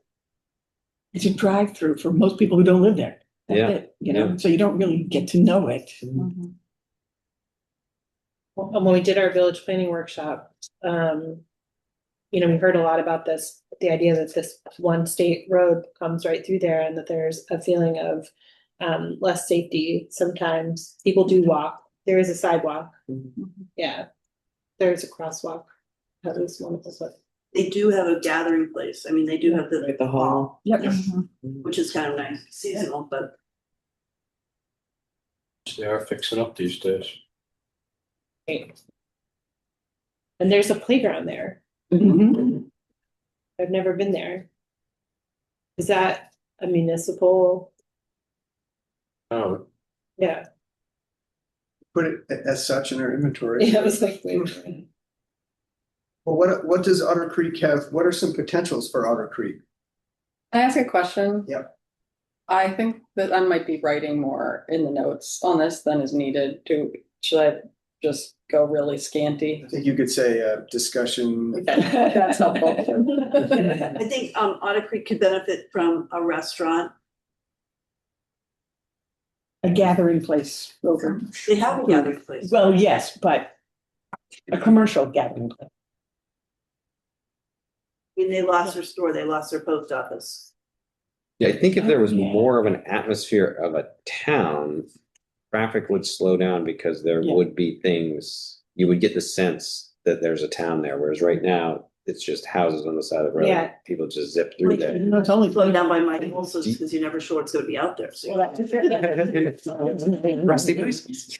I talked to the DOT rep about that, like, what if, there's like a landscaped median and then like the road constricts just a little bit, obviously within safe standards, but you have like a elevated crosswalk or something where it forces you to slow down a bit and realize like, oh, you're passing through a different type of area. And what did they say? The You dreaming, lady? a little bit, Put it on the list. there's about plows don't like speed bumps. Oh. Because I also used to live across from Connors and Emerson. And It's not a viable excuse. yeah. Other towns have. In like New England, yes. In the world. Yeah. But also, They do have Blackwoods campground, which I've never been there, but I assume it's a pretty big thing. I assume there's a bunch of people there all summer long. Huge. I pick people up on the side of the road, they're walking back. I'm like, I'll drop you off on your campsite. Which one is it? And they're like, that one. It's like, whoa, there's 400 campsites in there. It's like, it's incredible. And they have programs going on Yeah. in there during the summertime. All the time. Yeah. It's busy. And they also have access on the Park Road. There is a place where the people from the campground can walk and get down to the water.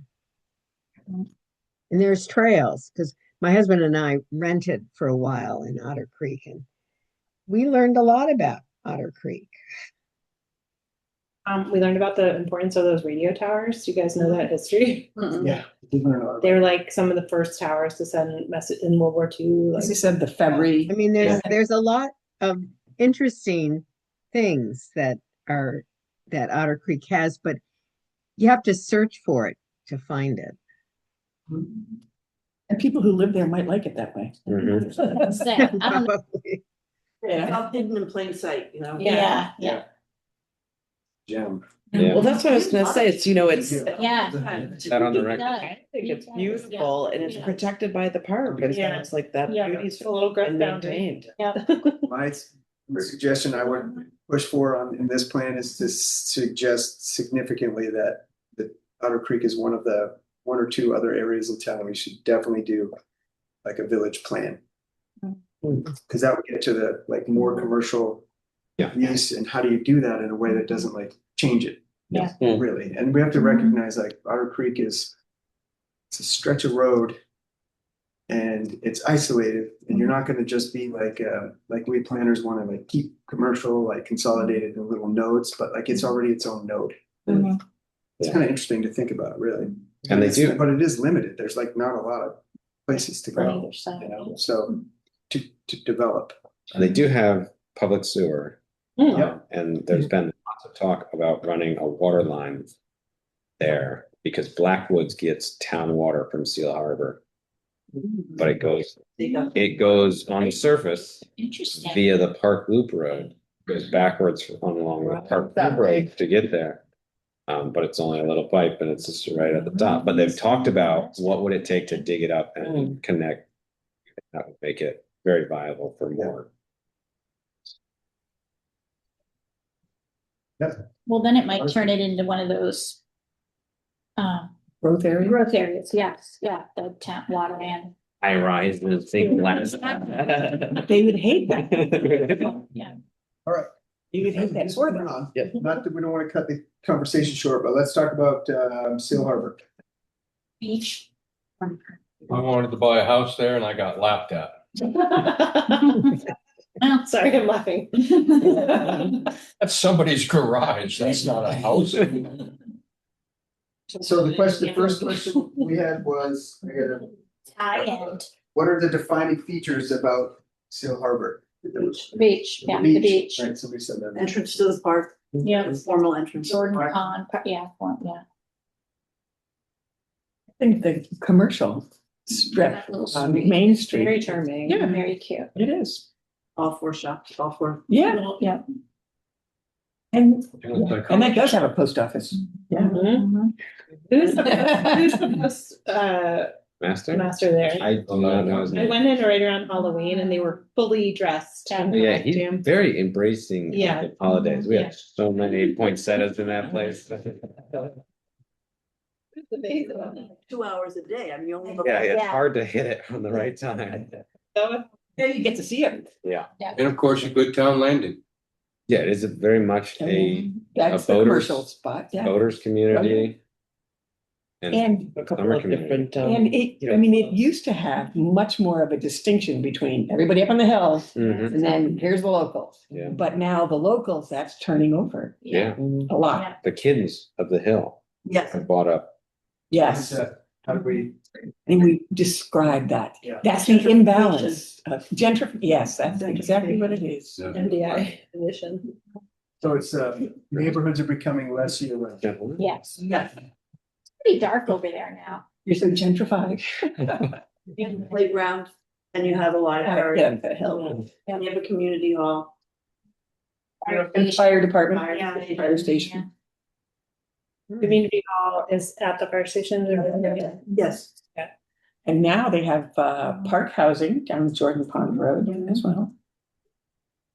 And great trails. I do To feel the like mountain or to the ocean, there are Yeah. great trails there. the people who do live there year round, like they're very close, very Mhm. tight knit. Yeah, the tree lighting ceremony is very special. Yeah.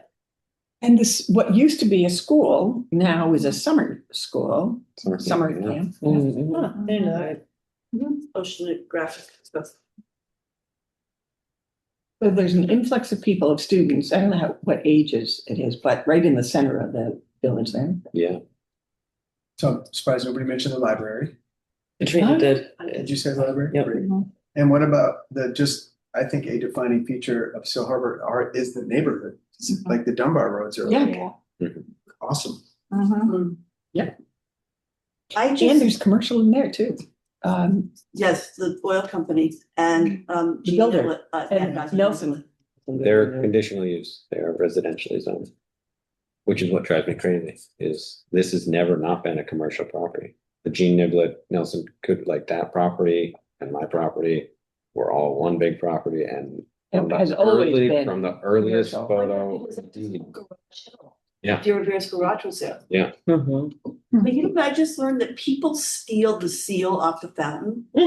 Did you know that? People do weird stuff with it. Nobody has, but we are prepared in case they Yes, do. because you found a foundry that will make you another seal. Correct, yeah. Do We you have have it cameras back. on it? We do not have cameras on it, but it's just two bolts that hold it on. And Steve Bingham looked at it and said, somebody's gonna roll up and just unscrew that thing and walk away with it, so.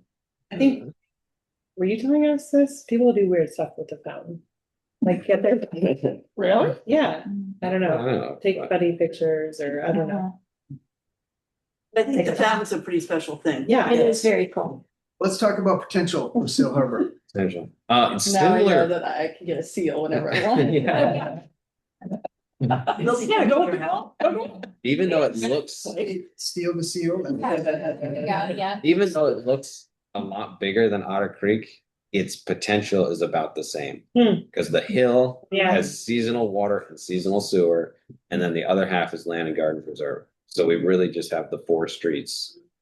Live in Seal Harbor. I live on Route 3, right above. Because my husband grew up in Seal Harbor. Yeah, it's very different than when he grew up. Yeah.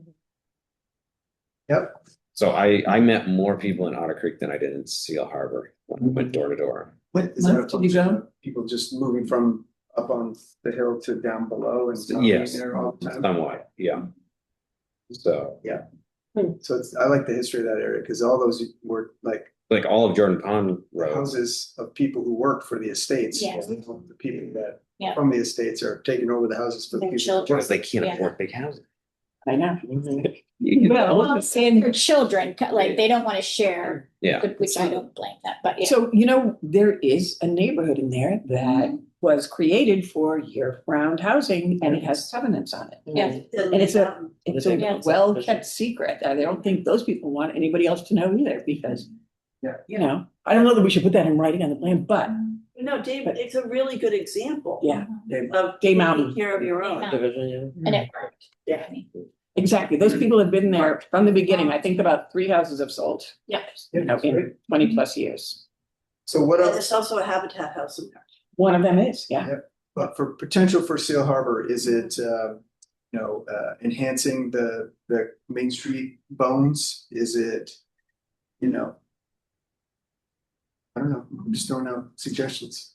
I think that Seal Harbor, I mean, my dad grew up in Seal Harbor and I used to go there all the time to see my grandparents. And I can remember going and parking at the lighthouse. And the reason Seal Harbor is quaint and slow, which Otter Creek isn't, is because it's so narrow right there. You have no choice but to slow down and observe what's going on. Yep. So you think about where would you want more? I'm not sure where you. Right. I'm not even suggesting more as much as I'm saying the bones are there and that there was more there. There was, And yes. now there's not anything there. Do we just continue to support the bones that are there and provide those opportunities to make sure that we're not taking the opportunity for those things? When you say more, when I say more or support the bones, it doesn't mean you have to You need more parking build at the new beach. development. It means existing development that's there is being underutilized. And make sure that places that are acting as commercial spaces can remain commercial spaces, that it becomes official, Yeah. not just conditional. Right. I would love to see a light commercial residential zone for Otter Creek and Seal Harbor, because there is the history in both places of commercial activity and no more. And it would not disrupt the character of the town. And there was a quarry in Otter Creek. Was there? I didn't know that. Man, that's before they had the cargo, they were shipping granite. Oh, out of there. So Wasn't it like back in here somewhere? Or am I wrong? it's on the cove. Oh. In the back cove there. Yeah. Okay. So, What about where the E is, the 7E? and so, yeah, Seal Harbor had 3 garages and sorts of So boat going builders. back to Noel's question though, in terms of potential, there is opportunity with a main, even though it's small, right, and quiet, like a main street there. And continuing to envision that space as somewhat like commercial, you're saying? Yeah, I mean, even up, I'd do the whole thing because, I mean, the people that are residents there, there's a couple lobstermen. A lobsterman's yard looks commercial. There's boats and warehouses and stacks of stuff. How is that any different than any other commercial operation? And I think They got the big house. They got the Bay House, yeah. a lot of, Write that down. and some of the things around commercial development is how much parking you're gonna need and have to offer. Yeah. And so somebody doing their own business that is not retail people coming to them. Yeah. But parking is an issue all over the town and it limits us in what we can and cannot do. In what way? In the way we think about parking or in the way that there's physically? In the way that if there's a requirement that you have parking, then it changes what you can do with your property.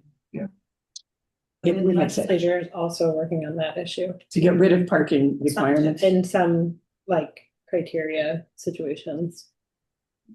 Yes. In fact, Seal Harbor should have no parking Main Street, which that's the post office. You wouldn't be able to park in front of the post office. And you think that that would be a that would good be thing? good? No, that's just you're talking about parking problems. There's no way, that's a state requirement, the state. No overnight parking. No parking at all, because it impedes traffic. Is this But the people road do to park there. any? They do park there and the state has just turned a blind eye to it, but. Can't imagine not being allowed.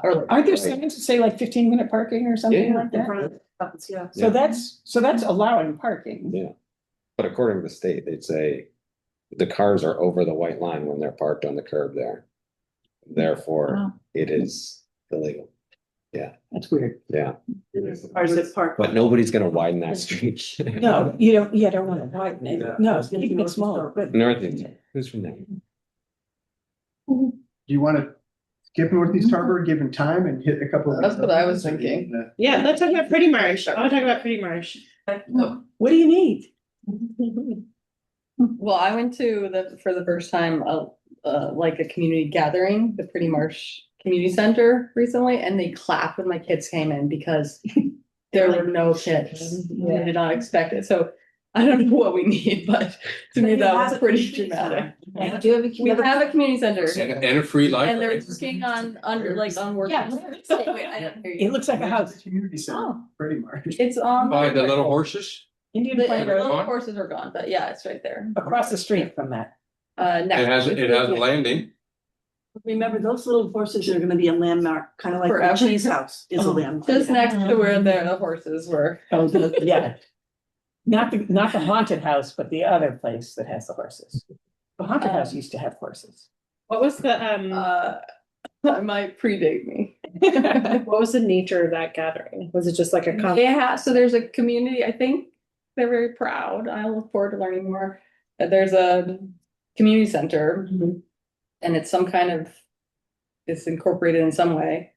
And they have gatherings every maybe 3 or 4 times a year. And they have, I don't know how active it is, but they've had like a annual yard sale kind of thing that is supporting it. And surely it needs more money because the building is definitely in need of some love, and they're working on that. Cool. But they're hoping to have some kind of big summer thing with big, like with cardboard boats. Cool. So stay tuned.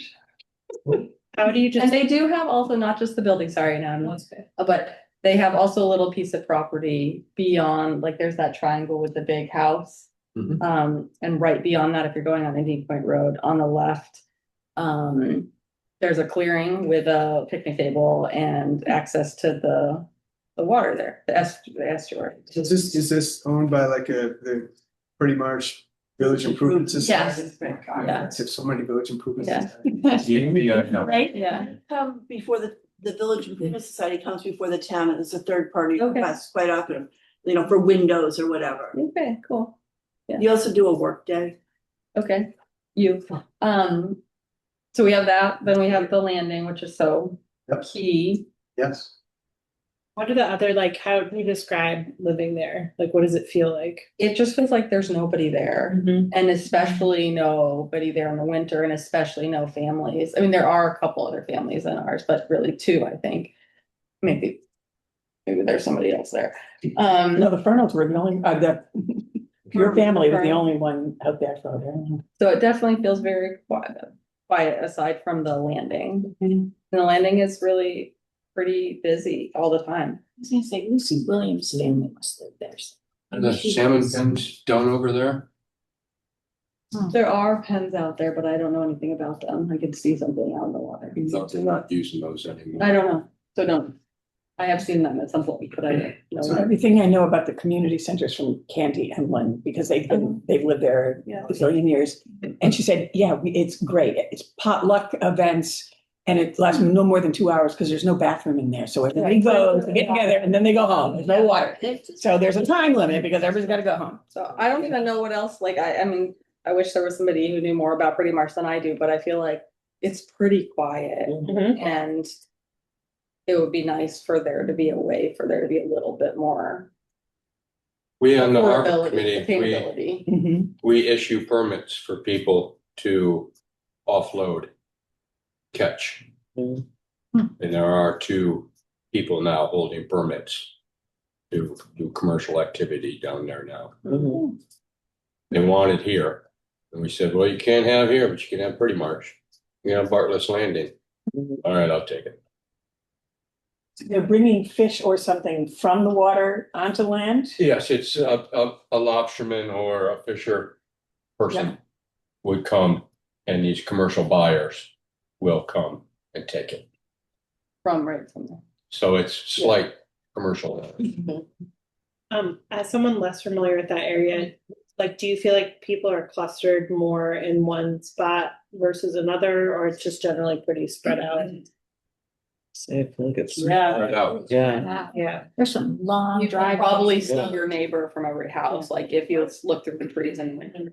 Part of that is probably a result of zoning, because the acreage is, you have to have so much acreage in order to have a Yeah. building lot. And that is one of the beauties. I mean, I also Yeah. don't want to undervalue that. That's what people like. Yeah, they live there because they want to be. Yeah, and it's quiet and it feels really removed.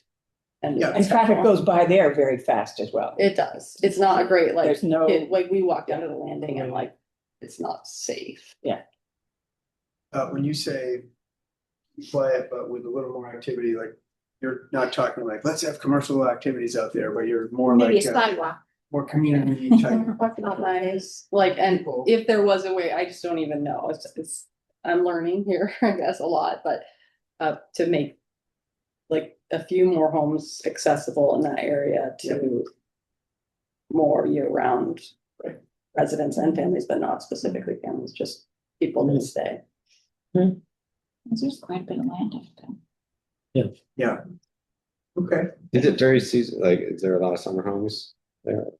And there's some people who like own like these 5 houses, you know, like Mm. that, as far as like, from here side, I say, I haven't looked at Yeah. maps. There's compounds. Yes, there's Mhm. compounds. That's a big characteristic to write down. Mhm. On the- especially. And I guess also like to, well, I'm looking at the map, but so much of it is shoreland, Mhm. which is, I think, kind of dramatic. Big old houses over there. What a house there. Okay, we have about 5 minutes left. He's one of the, I don't know them, but they're one of the People who've had as far as I kids. know, yeah, Yeah. yeah. That's been nice. Guys, do you think we can hit Hall Quarry before we leave, and then we can jump back to the other two, Soamesville and Northeast Harbor Right. next time? Let's do it. Let's do it. Hall Quarry. Stephanie's on. Boat shop. Yeah, campground. Would We you- could use sidewalks. MCM, electrical Are we, company. are we, Shop, yeah. are we John. not gonna be doing like a breakdown of the Beach Hill? What were the 2 that were mentioned as not being? There's Sound Drive or Sound Village and Beach Hill. Yeah, I really feel like Beach Hill is its own thing. I think so. Beach Hill's a separate town? No, Village. Village. Oh. But It's a- But who makes that decision? it's interesting to us because we're like, this map is on the town website, but then you sit in this room and you're like, Oh, yes, I see that right. We'll see all the. but we could create, like, and we've done this in other communities, this is a helpful exercise, so we created like a neighborhoods map. And we just say, we create our own neighborhoods map and describe those 2 other neighborhoods, I mean, we don't have to be bound by this. Yeah, because I think of Camp Beach Cliff is in Beach Hill. Like you Yeah. said, where's Camp Beach Cliff? Oh, it's in Beach Hill. Yeah, so it does, Farm. and Beach Hill Farm. Yeah, so it does sound like. Beach Hill Crossroad has a growing number I of think homes on there. That's part of it. There's a lot of People like- living there, people living Yeah, there. and year round. a lot of multi-generational year round, yeah. Representation. So is Farnham's Way in Soamesville? It's not Farnham's Way in Beach Hill. Yeah, that's Beach Hill. Okay. Beach Hill, yeah. Off the Beach That's Hill like Road. Beach Hill, yeah. Yeah, I think of that road and then Beach Hill, I think of that as, yeah. And I even think of like There's Beach Ripples Hill. as Beach Hill area. Yeah, Yeah. it is. Yeah. okay, Hmm. so let's go finish with Okay. Hall Quarry. That's okay. We can, I think, revise this map even as part of this process. Mhm. Yeah, They do have a little park there, don't they? in Hall Quarry. Yes, Grant They have a Park. little gazebo there. Oh, yeah. Yeah. There's also a history, I think, is a huge part of Hall Quarry. All that. And they used to have a fish market. Yeah, well, But I wonder if that was lost, was that probably grandfathered in, so now But it's. isn't that what you're doing? yeah, she does. Doing the bread, baked, yeah, like She still? Oh, No, good. no, they're Different. Different yeah, person? Yeah, Totally different person. rather than dinner. Yeah. Really good sourdough. Not from. There's, yeah, commercial there as well. Yeah, Commercial residential. MCM and, yeah. But that's, There's a that's a, hairdresser that's actually, a too, conditional that use conditional permit. use, yeah. I mean, it's commercial business, There's a but it's conditional, hairdresser, so I wonder if Yeah, she must be conditioned. conditional Yeah. use. Yep. Yeah. Conditional. Campground. Is there a gathering place, like No. either indoor or outdoor, like the I people? know like Jock has always said he kind of wants to make sort of a public access there and kind of have that to be a gathering place. He's never formalized it, but Yeah. that would be an outdoor. People in Hadley Point, like I live in Bar Harbor, all these young families live in Hadley Point. they have this like really tight neighborhood feel. They made a logo for their Mhm. neighborhood. They like enter the bed races but they all meet at Hadley Point Beach. Hmm. Like, Yeah, and they have a they, place, you yeah. know, like their Christmas trees on fire or whatever, like Mhm. watch the sunset. Mhm. But yeah, having that kind of access point to the water, even if it's just to facilitate some community. Thinking Jack Williams would probably let you have any of his big facilities. Take a boat out, everybody can gather in there. If you think about it, Paul Quarry is very similar to Otter Creek in that there's one way in. I mean, you just Right, kind of do the yeah. loop. Yeah. Well, not anymore, because there's now the road coming up through Yeah, there Mike's is. property, that subdivision, it comes up, doesn't it go all the way through?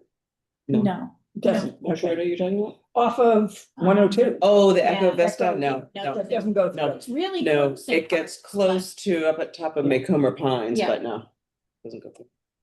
Also got to the history of quarries, I just said Yeah. history, but meaning, yeah, the quarries and. and the controversy. but- Oh, Lord, yeah, we can. For the most part, I still think it's a walkable, mostly safe walk walk every- area, yeah. except for there's a couple of Subarus that like Yeah. go flying through Well, in the that's what I do summertime almost and every they're, day. I know who you are. Do you guys have neighborhood parties, block parties or anything like Yeah, I never. Pretty Marsh? I mean, You should. I was gonna say the Musettis do, but Yeah, I they- didn't always did, but. Hmm. No, but there isn't really a. What about potential? We think about it in the future. Is there a VIS for it? They used to have the fish shop, so I guess that's gone. So I wrote down under potential that you said Jock said he wants to create some sort of access point Mhm. possibly. Mhm. Okay. And, you know, some, like we talked about, like, there We doesn't think have to be some great proposed change for all of these places. Especially at the corner. Just where it's kind of going through Yeah, the. like, Go hang in it. important perspective, like this, when I say potential, that doesn't mean It's happening. you have to find something that we need to do. It could be just like, yeah, the potential is. We'll what take it a is. sidewalk, because it is, there's actually quite a few people I pass walking. Yeah. Because it's not on the main, it's a, There's a lot. Is there enough a lot of traffic that you walkers. wouldn't want to walk in the road? You just have to be alert. Every- be alert. I mean, you're just kind of I alert. think it's why you. It's a little more dangerous in the summer part, but this time of year, it's Yeah. totally. If you think about it, Jock stopped doing his boat shop, that would be a phenomenal restaurant. Oh, yeah, true, Yeah. yeah. And maybe like a public access point to Something, the yeah. water. Yeah. Huh. Yeah. That's, I mean, Like fish camps. so I think it's really important to like plant those seeds though in this exercise, because you don't really know what the future holds. And so like, let's say that property did come up or something that somebody could point to, Yeah. like, oh, in this effort that this committee went through and the town went through, people said Mhm. they desire some sort of gathering place Like there. Abel's. Yeah. Oh, not the gap, yeah. Yeah, but it could be right It there. could still be a marina with a restaurant. Yes, Anyway. yeah. But Like Royal River. Down the street. there's a larger conversation to be had about commercial fishing zones. What are we calling them? Shoreline, commercial, whatever. Working waterfront. Calling them. Yeah, shoreline commercial zoning in town. That's a whole another question, which the Luso might get a primer of next time we meet, but. Just something to think about too, like, because. Jock Williams Boatyard and I think the campground. Yeah. Along waterfront is all in shoreline commercial. The real purpose. It is, yeah. And what about MDI? It is camp? because Mike's shore frontage is shoreline commercial. And there's a reason for that.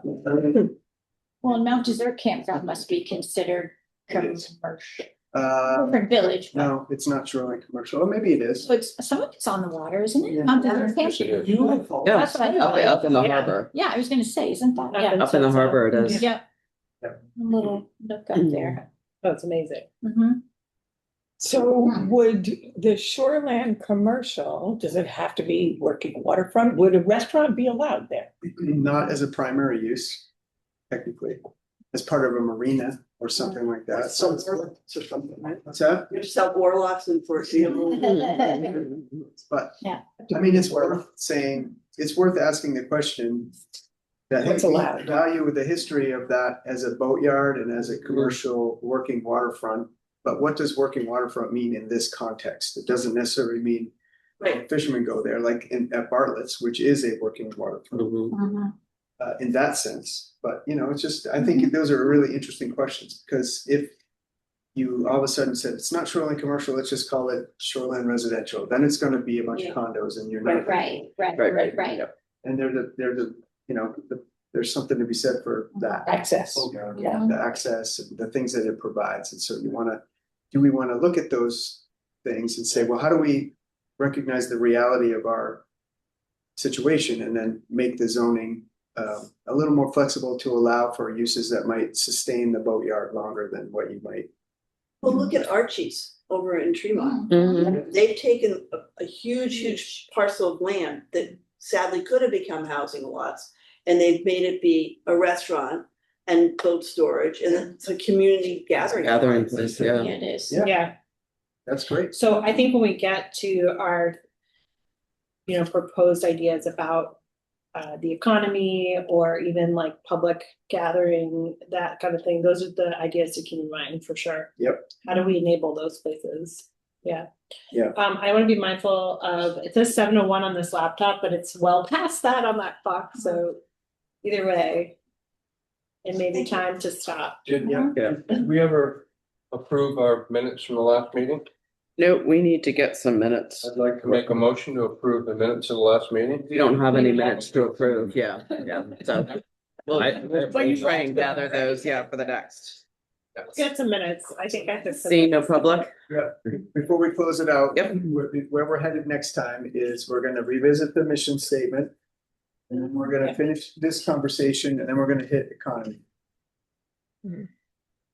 Please read that economy section. Questions to ask yourselves. I have a list of questions to ask. So as you're thinking about it, what have we already said about economy in terms of our goals that we want to think about when we think about our goals?